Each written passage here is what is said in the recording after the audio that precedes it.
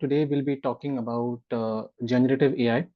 This term has been making a lot of noise in the market in the last 2 years, and today we'll be understanding how we can leverage the power of generative AI with quality assurance and help to make maybe a faster or a better efficient QA engineer. So without wasting any more time, let's get started.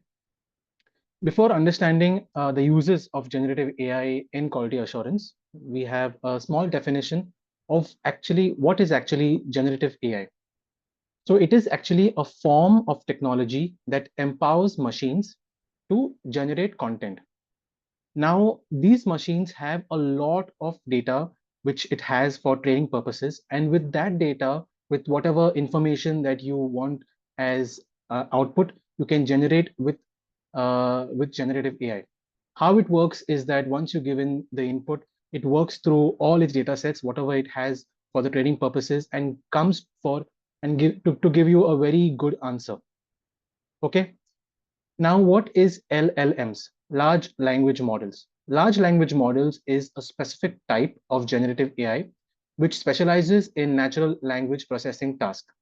One very famous and popular one that we have in the market nowadays that we all are using is ChatGPT.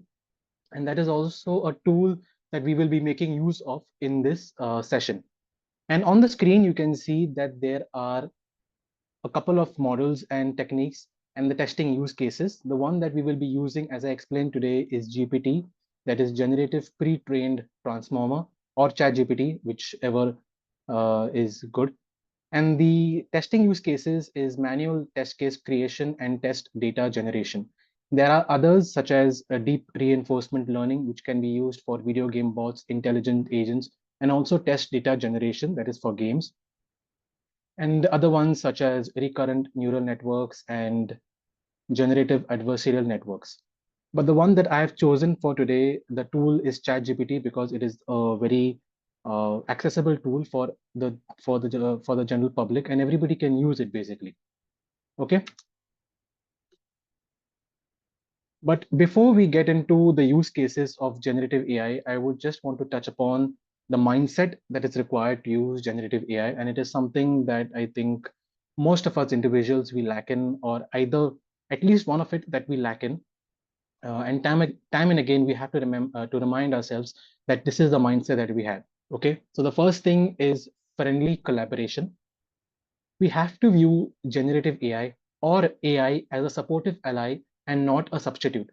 There is a fear in the market about generative AI taking away jobs, mainly QA jobs, and I don't think that is the case. Generative AI or AI as a whole will make QA engineers more efficient in terms of productivity and also to help them test better. Okay. So if we have the mindset that generative AI is our enemy and not our friend, we will not be able to fully take in generative AI and be able to use it to the fullest of the outcomes. Okay. The second, what we have is prompt engineering. Prompt engineering is very important to use generative AI. If you haven't taken a course already, this would be the right time to take a course on prompt engineering so that you will be able to leverage the powers of generative AI to its full potential. A good or a bad prompt can be the decision or can be very decisive when it comes to getting good outcomes. A very lazy prompt will give you a very lazy outcome, and a very good prompt will give you a very good outcome. Okay, so it is very important to learn prompt engineering if you want to use generative AI, not only for quality assurance, but for any other field in the market. And the third one, which I feel is the most important, is to have realistic expectations. Now, what do I mean by that? Sometimes we as individuals want full automation. We want our systems to be automated fully, or we want ChatGPT or AI to work as a substitute, basically. Okay, we want it to do all the things that we have asked it to do. What we have to understand is you have to understand that the model is capable of giving you an output, but it is not going to be perfect. That's why I have said we have to aim for refinement, not perfection with generative AI, and understand that it is not going to give us the perfect answer. Sometimes it is going to give us a very good answer, but it is not going to be perfect. Human intervention is very much important, wherein we have to go in and review the answer from our end and then use it. which is not something that we can just pick up and use. And I think this is one of the reasons that people do get frustrated with the outputs of generative AI, because it does not give us the correct answer or the perfect answer always. There is always room for improvement, and that is why I've said we have to have realistic expectations if we want to use generative AI. Okay, so now as we have the mindset, let's go in and see how we can use generative AI. There are two parts to this. The first is using generative AI with functional testing, and the second is using generative AI with automation testing. I have taken three use cases. The amount of use cases is infinite. The only limit is your imagination. But for this, I've taken three white case examples. The first one is to create a test plan, wherein we will be creating a test plan based on an acceptance criteria or a description of a ticket. The second is test case writing, wherein we will be getting a comprehensive coverage of test cases for a particular feature. And the third one is test data generation, wherein we will be generating realistic data sets, designing a data set basically. Okay, so let's get started. The first one is test plan generation. Now, this is going to be more of a practical webinar. We are going to see a lot of demos because that is how it's going to go. There's very less amount of theory that I've kept, more of practicality. Okay, so as you can see, we will be creating a test plan for an AC. So if I take this prompt and let's go to ChatGPT. Okay, let's create a new chat. Let's paste in the prompt. Okay, now I have a example acceptance criteria with me, which I will replace with this AC. It is basically the scenario of forgot password. And let us see what ChatGPT will come up with. So as you can see, it has given me a very comprehensive and detailed test plan. The test plan for ticket number 1234, which I have provided here as such. And the next is for forgot password feature. It has given me the objective, the platforms to be tested, which is also specified by me in the prompt. And then we have the test scenarios. I think we have about 5 test scenarios and also edge cases or any kind of additional information that we need. So as you can see, and also it has given me test execution and closure. So as you can see, in a matter of 10 to 15 seconds, it has given you a very good answer. Yes, you will have to go in and review each and every word to see what it has provided you, because sometimes it does give us a very vague answer. But to start off, I think this is very good. This was not the case some years back. And now you can just notice that with one single prompt, which will take you maybe 5 or 10 minutes to write, you will get such a good answer. Okay. The next scenario that we will be looking at is test case documentation. Now for this test case documentation, I will be giving the scenario for the registration page, which will have the following names, which is first name, last name, phone number, a country dropdown, email password, email address, password, and a terms and conditions checkbox. Okay. Now for this prompt, as you have noticed, I have said test scenarios, but we want test cases. So I will also show you how a prompt can change the entire outcome. Okay, let us go with this first and see what test scenarios it gives us. And as you can see, within a second or so, it has generated about 5, 6, and it's continuing. So the first one is valid registration, and second is invalid email address. Then we have select country from drop down, password strength. Okay, it has given me about 12 scenarios, but these are only scenarios. We were talking about test case documentation, right? So if you can see, with a small change, I can make this into test cases. I can change scenarios with test cases for the page, and I can also say, give me the output in tabular format. And this will be a more readable format. If you can see, it is the same data, what is here, but it is given me in a more readable format, something that you can just copy and paste into your Excel workbook. and share with your colleagues. It has also given me the test steps, the expected result, and also pass fail. Okay, as you can see, all these test cases are given, about 12 of them. There were 12 scenarios here, and it has given me 12 test cases as well. I just want to show you how easy it is and how important prompt engineering is whenever you're using generative AI. Just with a few changes, I just changed scenarios to cases, and I also said, give me the output in tabular format. Now it has provided me with everything, with the test case ID, the description, the test steps, expected result, and also a column for pass and fail. You can you can give it more information, whatever context that you want to give it, you can provide it, and it will give you a more perfect answer. Not a perfect answer, but a close to perfect answer at least. Okay. The next use case that we have is test data generation. And I think this is a very important topic and a very important prompt. So if you notice here, we will be creating test data for for these kinds of data inputs. That is the first name, the last name, phone number, country, email address, and password. Now, just for the demo sake, I want to give you only this prompt. We won't be taking the whole prompt. We just take the first two lines and let's see what does generative AI give us. Okay, it's giving us the first name, the last name, phone number, country, email address, and password. Now, if you look at it, it is not bad, right? It is quite good. It's giving us the password. It is giving us maybe an invalid password, invalid emails. Okay, it's quite good. It is very much usable, but is it readable? Is it the ideal one? I don't think so. And that is why we need to give a good prompt. If you look here at the end of this, I have said design a set of test data that covers various scenarios, including valid inputs, boundary values, and potential errors. So here I've said I want invalid, I want boundary values, and I also want valid inputs. I've also given it some guidelines. The maximum and minimum length of first name and last name is 50 and 5, 50 being the maximum and 5 being the minimum.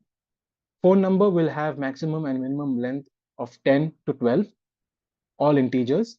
Email address will have a length of 20 to 100, and domain will only be Gmail. So invalid, we will have maybe Yahoo or at Hotmail or any other kind of domain. The password should be at least 10 characters, maximum 20, and must contain uppercase and lowercase. Output in tabular format. Now, if we copy this prompt, create a new chat, and you will see what output it provides and how it gives me a much better output. So as you can see here, it has given me an output in tabular format, and it has also grouped the data. Okay, it has grouped the data. So if you can see, we have all the data here, but as you can see, sometimes ChatGPT will not give you the right answer. If you notice, there is no invalid email, which I have said. Okay, so I can say, give me invalid data sets as well. This is what I had meant in the start, to have realistic expectations, aim for refinement and not for perfection. Okay, and with a small change in the prompt, I have got invalid test cases as well. So one thing that you have to understand with ChatGPT is, or any kind of LLM model, is you're not going to get yours, at least 90% of the time, you're not going to get the right answer on the first go. It's going to take some time, but with the refinement such as this, it's going to give you the right answers. Okay. One more thing I'm looking at currently is that I can see the data, but I do not know which is the invalid data set and which is the valid data set. So I can say add a column for invalid and valid data sets. And again, the small prompt, the small change, just with a small refinement, you can see that it has grouped it into valid, invalid data sets, which is very much easier to read. You can just keep it. And I know for testing, data sets are very important. You need to have data sets to understand how can you use or how to test basically. And most of the times we use it on we take the data from our own heads. We go on thinking about it. But here is a platform with a small prompt. You can get all the data, no more thinking. You can save the thinking for more critical task. Okay. And it is actually a very good platform. and a very good generative AI. So if you can see the output that it has given me. Okay. Now for recap, what we have learned is that generative AI and functional testing. Three cases we have seen is test plan. We first created the test plan with the basis of an acceptance criteria. Then we created the test case with a good prompt, and then the test data generation, which is a very good prompt. Now all these prompts I have put in a document as such. I will put in the document link in the comment section for you to access later. You can copy and create your own prompt library and make changes to these prompts. Okay. Now the next what we will be looking at is in automation testing, how we can use generative AI in automation testing. Two scenarios I have taken here is first is web UI automation, and the second one is how to become an effective programmer. Now there are other tools also. There's Microsoft's own Copilot, but as we have been using ChatGPT, we will be using ChatGPT as it is the most accessible and the free platform out there. Okay. So for web UI automation, there are three prompts that I will be using. We'll be creating the test framework from scratch. So the first prompt is to create the framework design and the folder structure. The second will be to create a demo script to open a URL with assertions. And the third one is to create a pom.xml file for the above project. So let's go for the first one and let's understand the prompt. I have given it a role here. So as much context as you give ChatGPT or an LLM model, whichever you're using, it is going to give you a very good answer. So I've said you are a test architect with 15 years of experience in Selenium and Java. Create an in-depth folder structure for an e-commerce platform. The e-commerce platform name can be given with test engine automation framework. Tech stack to be used is Selenium and Java. Let's put this into ChatGPT and understand. Let's go for a new chat. And as you can see, it has given me the exact folder structure that I require. Now, obviously, you'll have to go in and check which changes have to be made. You can't just copy paste, but it is given you a very good folder structure. This used to take a lot of time and to understand which pages go where.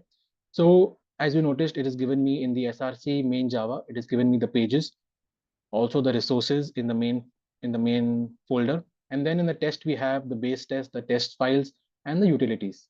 Okay. What if on your end, you have an understanding that, okay, maybe the utilities do not have to be in the test folder. It has to be outside. That is the best practice from your end. You can remove this and put it outside. It is not required that you take in the full code or the full folder structure. You can just take in this folder structure. What you have to understand is that it will not give you the exact output that you require, but it will give you very few snippets of very good output that you can pick up from the entire code, and then you can use it in your use cases. Okay. And one more thing that I want to be telling all the viewers here is that if you're using generative AI now for manual testing or for functional testing, it's quite easy. But if you're using it for automation testing, you have to have at least some kind of knowledge, at least basic level knowledge and understanding of the Selenium framework, of Java framework, or any of the tools that you're using in the market to understand how to make changes. If you come in as a complete newbie, it is going to give you an answer. Sometimes the answer might not be as perfect or as a very good as per the coding practices or the coding standards, and it is going to give you a very vague answer, and you will be scratching your head understanding where am I gone wrong. So what I would suggest is if you're learning a tool, learn the basics. Do not depend completely on ChatGPT that it will give you and it will catch your hand and take you from A to B. It is not going to happen. There is going to be a lot of changes that you have made, like as we saw in test data generation. It did not give us the invalid output, but because you understood, because you read and saw that it is not giving us that output, we can give a prompt and say, to give us some invalid output as well. Okay, the same goes for automation. You have to have some kind of knowledge, and only then you will be able to use generative AI to its full potential. So as you can see here, it has also given me the example of the folder structure. So SRC main Java, what it does, SRC main resources, SRC test Java, and the library. Okay. Now, as we have created the folder structure, we'll have to go, the next step would be to create a Selenium script. Okay, so this script is a very simple script. I will be asking it to open the URL and check if it is open or not using assertions from TestNG. Let's create a new chat and check code output it provides us. One thing that I love about these models is that it does not take any amount of time to generate the output. You give in the prompt, and if your prompt is good enough, it gives you a very good output. Okay, so as you have noticed, it has given me all the dependencies. It has generated the class for me, the before class, the test, and the after class. Now, if you have noticed in this, it has given me the after class and the before class in this file as well. This usually, and the best coding practices to avoid code duplication would be to put it in the base class. But as you have noticed, it has given me in this. That is because the prompt what we have given does not specify where the before and the after class is, or even if there is a before and after class already. Okay, we will check how to improve this in the effective programmer section. But this is just an example of how you can get a simple code or a very complex code. But what you have to understand is if the code is more complex, or if the output that you want is more complex, the prompt that you're giving has to have a lot of context and has to have all the information as well. Okay. And the third one is to create a pom.xml file for the Java project. Now, whenever you're creating a pom.xml file for a Selenium Java project framework, you have to go to Maven and get all the dependencies.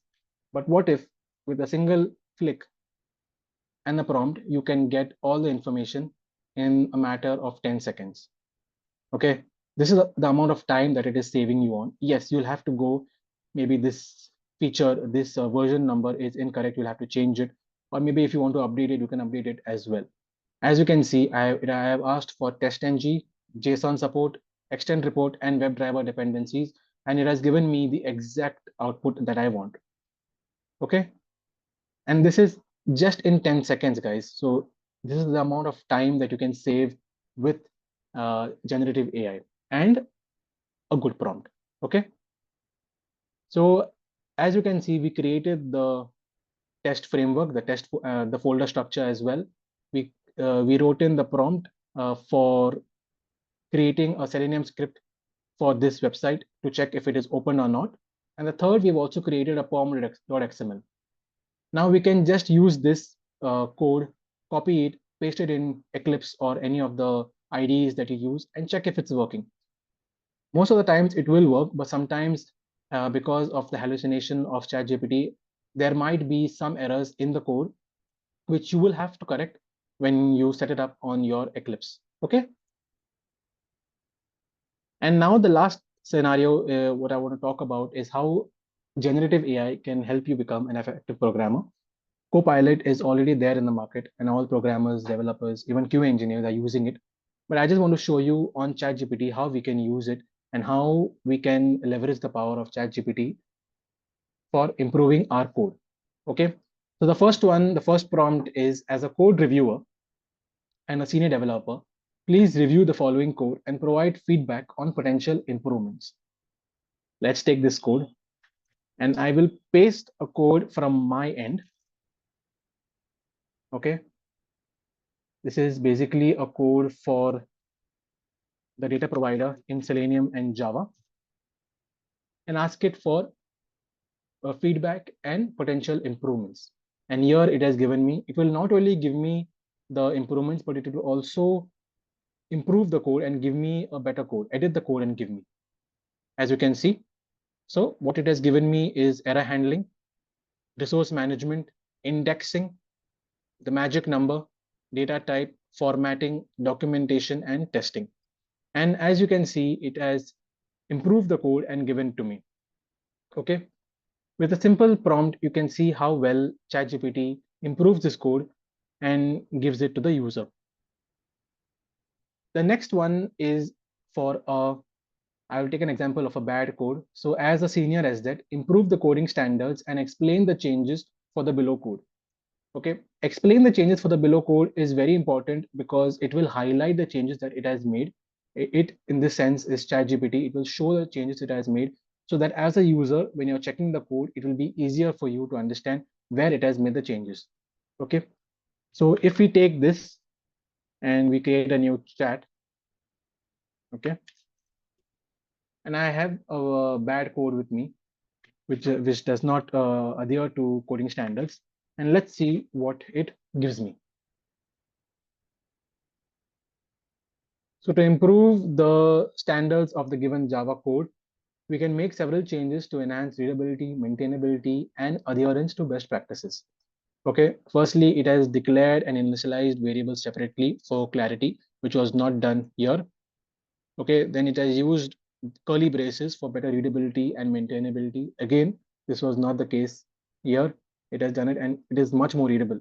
In your sense, in your case, what would you better be in a position to read? This code or this code? I think all of you would choose this one, right? So as you can see, it has used braces and it has also given me an explanation. It has changed the class name from bad code to good code.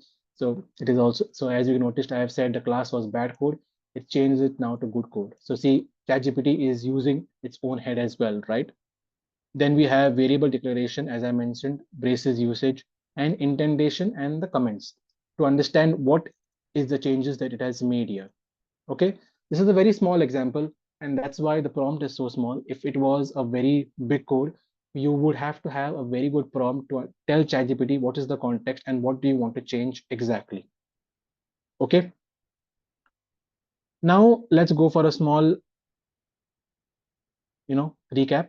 What we have learned in generative AI and automation testing is how to automate the web user interface using generative AI that we have taken with Selenium and Java. We created a framework from scratch. Then we created a script and then a POM XML. And then we also saw how ChatGPT can help you become a more effective programmer. Okay, I think this is it for the demo. Some other things that I want to discuss about generative AI is the risk. Okay, and all this, what we have been seeing are the potential advantages of generative AI. But with uh, the advantages, we also get some disadvantages that is on the screen. The first one is hallucination. Generative AI is known for hallucination. There are a lot of papers, a lot of blogs, a lot of information online that show what is the issue with generative AI and hallucination. There have been so many cases that generative AI has hallucinated and given a very wrong or bad output. And that is why I have said that if you're using generative AI, you can't come as a newbie and ask it, okay, I want to become a ML engineer, make me an ML engineer. It is not going to make you an ML engineer. It might help you to become a better ML engineer. But the prerequisite is that you have to be an ML engineer prior to starting using generative AI.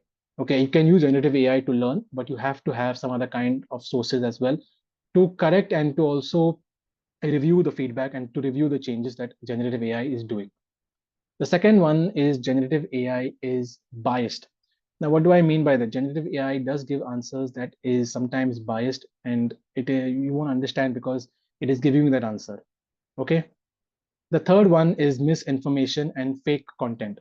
This is almost the same as hallucination. Sometimes when it hallucinates, it gives misinformation and also fake content, and you will not even understand. Okay, you might be, if you do not review it properly, if you just maybe in the case for the test case or test data what we created, if you do not review each and every information that it has provided, it might give you wrong. So now if you noticed, we asked for valid and invalid, okay, but it provided only valid data sets. So as you noticed, if you do not review it, it is going to give you misinformation. And if you just pick it up and do not review it, you are going to be at loss. And the last one is something that has been doing the rounds in the market, which is security risk. There are privacy concerns for ChatGPT. There have been issues in the past where the privacy of ChatGPT has been hit, and this is an ongoing thing. But I think from now, ChatGPT is taking a lot of effort to improve their privacy and improve their security on a very good level. And one thing that you have to understand is that to be on the safer side, it is better to input whatever input that you're giving. You have to give it in a very good format. Try not to put in very personal information or information that is confidential, because you do not know how ChatGPT is storing that information. Not only ChatGPT, but Gemini or any other kind of platform, how it is storing the information and how it is using that information afterwards. So to be on the safer side, not put in any kind of personal or confidential information. Okay. And I think that is it for this session.